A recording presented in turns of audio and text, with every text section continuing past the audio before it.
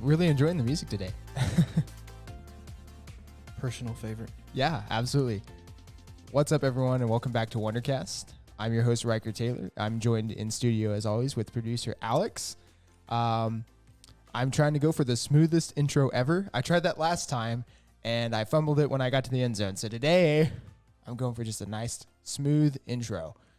There's a lot of stuff to talk about today, picking up off of the last conversation that we had when it was just Alex and I. It's been a few weeks since it was just an Alex and I episode. It's been like probably 2 weeks, 3 weeks? 3 weeks, I think. Something like that. Yeah, I don't know. It's been a minute. We did it on a Thursday night on our work night. So it was right. Yeah, so it was 3 weeks ago. So anyway, it's been 3 weeks since it was just Alex and I.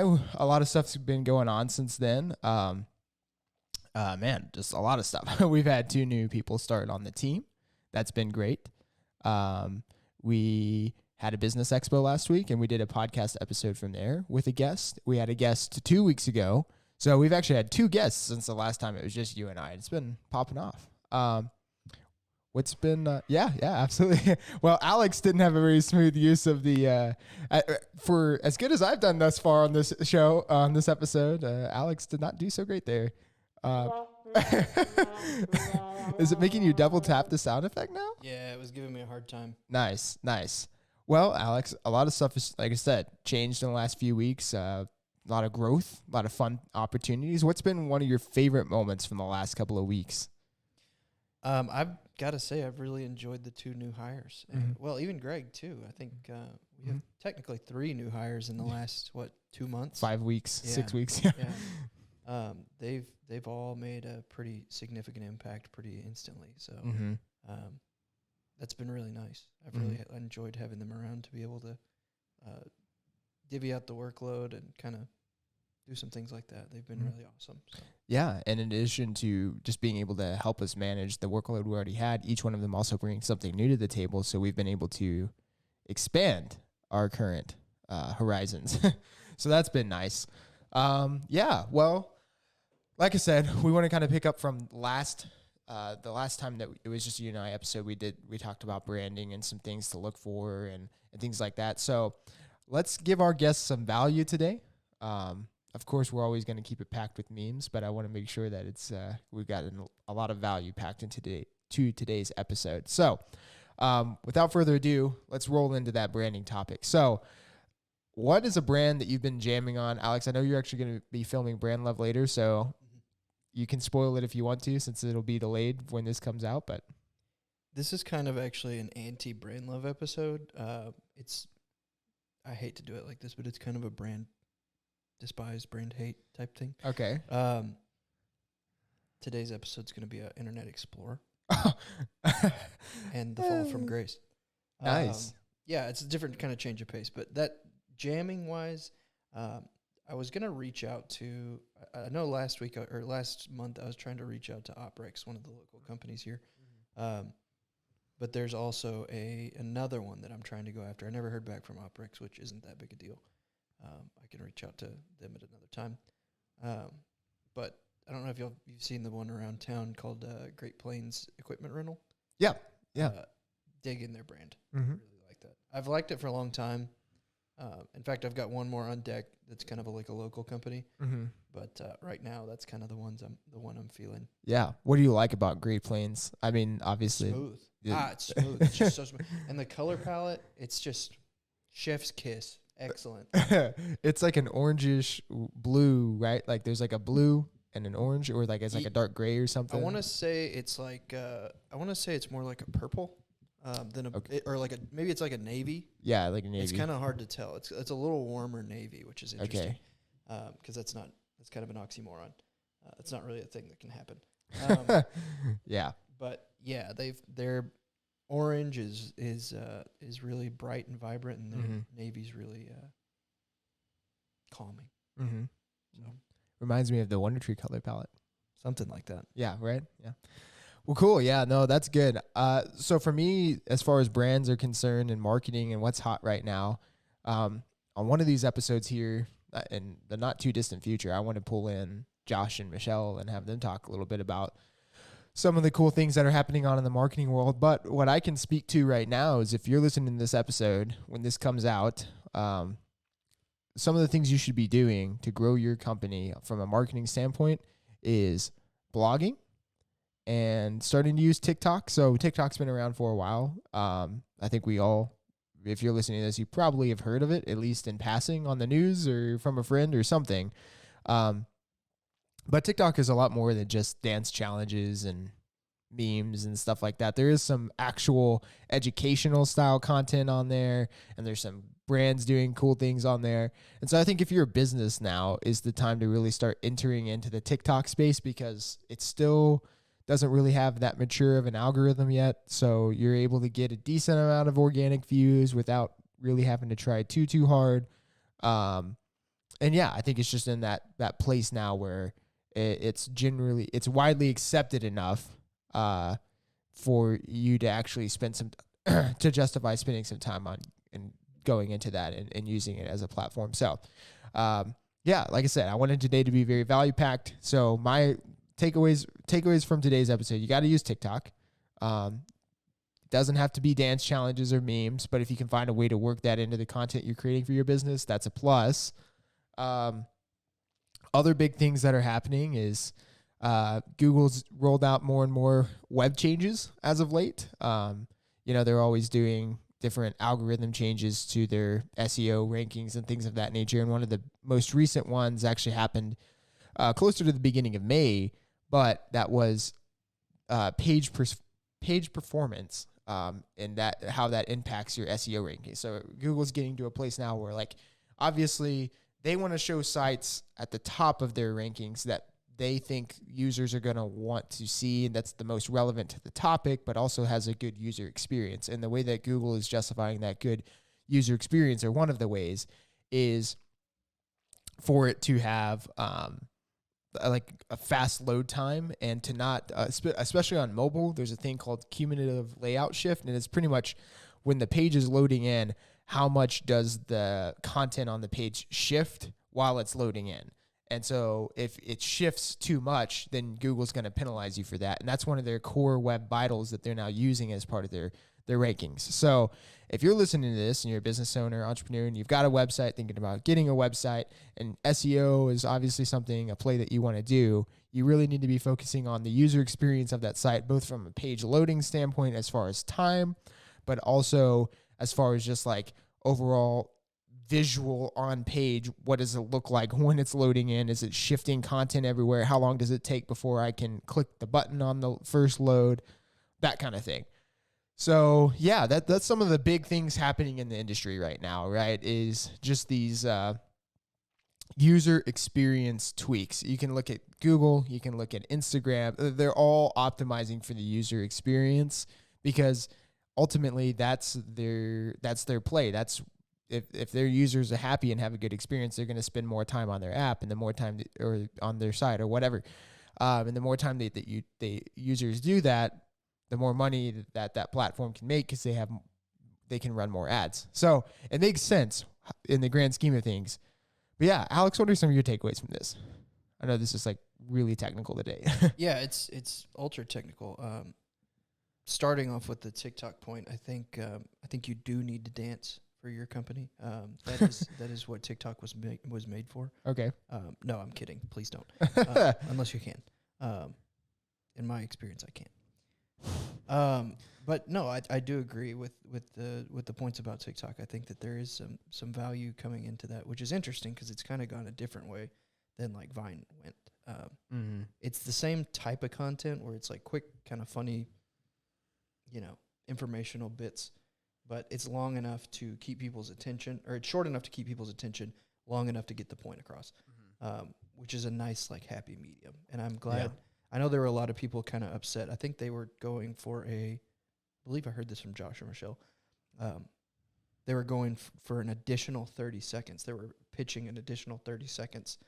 So now instead of TikTok's going from 60 to 90 or 60 seconds only, they go to 90 seconds now. Or they were talking about it. Well, they actually are rolling out a 3-minute version now. Maybe that's what it was. Maybe that's what I'm thinking. I think there were a lot of people that were kind of like, it's just going to turn into IGTV at that point, but you still have the availability to do that in short form. And I think that's a very nice thing to implement. Secondarily, with the point of Google changing their optimization to be a little more user-friendly, this kind of speaks to my, design a little bit. It makes me think about how I'm going to design things a little more. I obviously try and incorporate that in, that user experience kind of element in a lot more often, but it's hard to consider that unless you have some kind of incentive to do it. And I'm glad that Google has kind of, incentivized you to want to do more user experience type things so that way you can rank better. Yeah, it's not just something that you do because you want to now. It's something kind of that they're forcing they're forcing the industry into doing that, right? And that goes to demonstrate the power that these platforms have, like Google. They decide to make a change. They have so much reach and so much scale that when they decide to make an algorithm change, they will literally change people's outlook on user experience overnight, just like that, because they decided to change something internally. And that's both cool and also extremely scary at the same time. But we'll save that doomsday conversation for another day. How's that sound? That's we don't talk about that here on WunderCAST. We try to keep it more lighthearted. I gotta do it. What did you have? I was just gonna cue up the yay again, but the yay. We gotta get Alex loaded in more sound effects, but it's really all music. It's really all music. Yeah, there we go. Has a board for sound effect. Puts 90-second music clips on there instead. Thanks for checking in. I'm still a piece of garbage. That's right. Absolutely. But cool. Yeah. So shifting back over to the topic of the day, and I don't really even know the topic of the day. It's just being more technical on trying to give some tangible value here. So you need to look at the user experience of your website. You need to be looking at platforms like TikTok, but other things to also be looking into is LinkedIn. Is your LinkedIn profile nice and built out? Are you on there? Are you engaging with other business professionals? In the past, it's been viewed as just like a business to business. I'm looking for a job. You're hiring for a job type thing. But today it's more like Facebook than it was LinkedIn of the past. So I see a lot of people, a lot of business professionals starting their personal brands on there. I myself am trying to get a little bit more engaged and active on there. It similar to TikTok, still doesn't have as strenuous of an algorithm. So you get a decent amount of organic reach without having to pay for ads or anything like that. And it is a platform that really heavily rewards you for engaging with others. So if you're active on commenting or liking or starting conversations with other users, then your content is going to get viewed more, more so than really a lot of other networks. So, yeah. I do have a question about that a little bit. Okay. So speaking from a lack of experience in LinkedIn, I don't use that platform at all. In fact, I have my notifications turned off, and anytime I go check it, I have 6 messages from somebody, just random usually. Sure, that's how it goes. What is different about LinkedIn? How can you say that it's different other than organic reach? If it's the same kind of thing as Facebook, what incentivizes you, I guess, to go to LinkedIn over Facebook? Yeah, I think the nature of it still. So as far as, because I said it's more like Facebook than LinkedIn of the past. Well, that's more in terms of its functionality, but it's still very much so business oriented. Whereas on Facebook, people are sharing memes of God knows what, right? Or it's all politics all the time. LinkedIn has, what do you got? Yeah. You need to hit that sound effect a second time for just you trying to start the sound effect. Yeah. It's all a joke around here. But, I mean, to your point, sorry, I didn't mean to cut you off with the sound effect, but so you're saying I agree. I think that Facebook has kind of become a cesspool of a lot of different things. Yeah, it's almost like Twitter, right? Whereas we don't talk about that. But I think that I guess maybe that's the point I'm trying to lean into is it more of a social network or is it more of a business social network? I don't know. I don't. Maybe I'm sure missing the word. Yeah. Here. I mean, I think that a lot of people can benefit from it, whether you like, just any business person, what no matter your title or anything like that. I think you can benefit from being on there, just having a personal brand on there. But what I'm seeing happen a lot is like these entrepreneurs or businesses or, business people getting on there and starting their personal brands and just getting known in the business community. It's really, really good for that. So it's going on there. I think what really separates it from Facebook, what makes LinkedIn kind of unique, is that engagement aspect. Like if you go to Facebook, people like in groups, like in Facebook groups, there's a lot of conversations that happen. But if I was to just post something on my news feed, the lack of engagement that I would get on there now is just pitiful, right? Like there's no one commenting, there's no one starting conversations. On LinkedIn, I can scroll through my feed and I'll see somebody make a post, and then they'll tag like 4 other people and say, I would like to get y'all's thoughts too. And then those 4 other people jump in and start the conversation. It's like, it's almost like Twitter in a way of like getting the conversation going.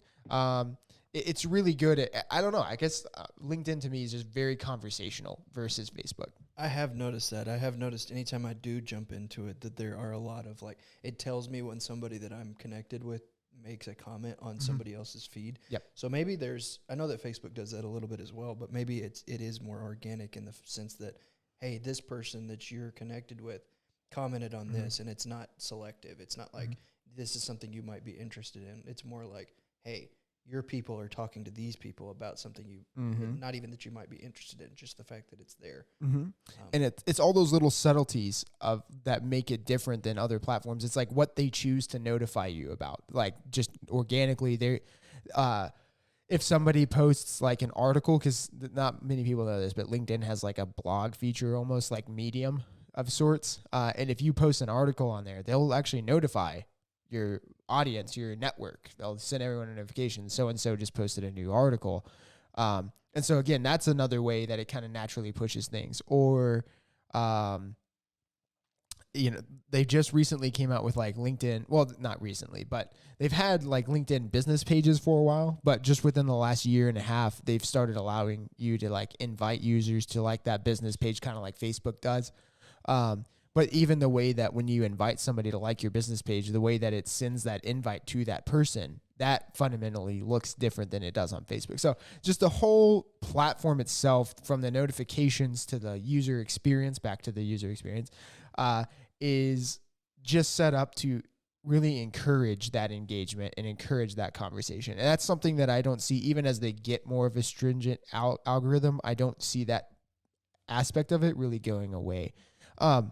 And I mean, LinkedIn is definitely still very much so like, I'm looking for a job. Oh, I need a job. Like there's definitely still that whole job seeking, hiring aspect of it, but it's really is just more conversation based now. Okay. No, maybe we're tapping into the wrong audience by me asking that. So that was my bad, but no, you're good. I think, speaking from people in like my generation, I feel like there's a lot of people who kind of threw LinkedIn by the wayside because it was that for a long time. And I have noticed that it's made significant changes where it's gone more towards the fact that it is more like a conversational starter. Like it is a social network in the most core sense, but it is more business oriented rather. And yeah, I do like the way that it is going. I just have been kind of curious as to what the changes are from then to now, rather. I think the best way I can summarize this is LinkedIn did it backwards. Most social networks start young and then get old. So like the user base usually, like Facebook used to be the thing that all the young kids were on, and then their parents got on it, then the grandparents. Instagram, same thing. Now even TikTok, same thing.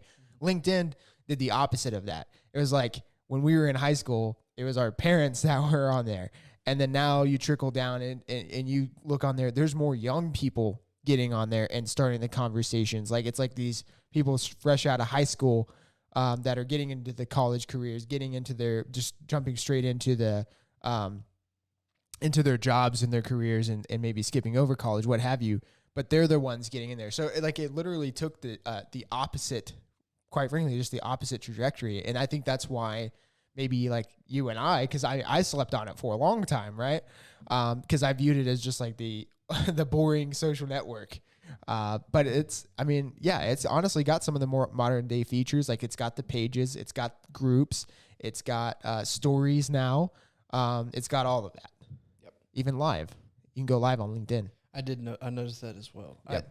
I think not to hijack the show by talking about LinkedIn, but I feel like that was actually pretty informational. Sure. I don't know. I feel like there's a lot of people out there that probably don't realize like the value of that, at least because everybody knows Facebook, Twitter, but I feel like LinkedIn is kind of like, I don't know, a dark horse. Yeah. It's quietly underrated. Mm-hmm. And to be fair, I have noticed the changes. And for me to say that, like I said, I get on there maybe like once a month. Mm-hmm. And for me to notice the changes from that, time period that often, makes a significant impact to people who are actually, business oriented. Yeah. And there's another brand for you there for brand love, maybe in the future. The social network that went the opposite way. A story of love and loss. Yep. And lust. Yes. Yes. It's like the Princess and the Frog kind of situation. It was a frog at first, and then I gave it a big, fat, sloppy kiss. I didn't do anything. Let's not kid ourselves. Oh, man. Well, that was fun. I think we're getting to the end here, so we can cue up the music, fade it out. Alex, do you have any parting words? Did you learn something? I did. I learned a lot, actually. I think one of my favorite things about this is that we've kind of delved into a situation where I didn't know much about it, and now I know a lot more than when I started. Yeah.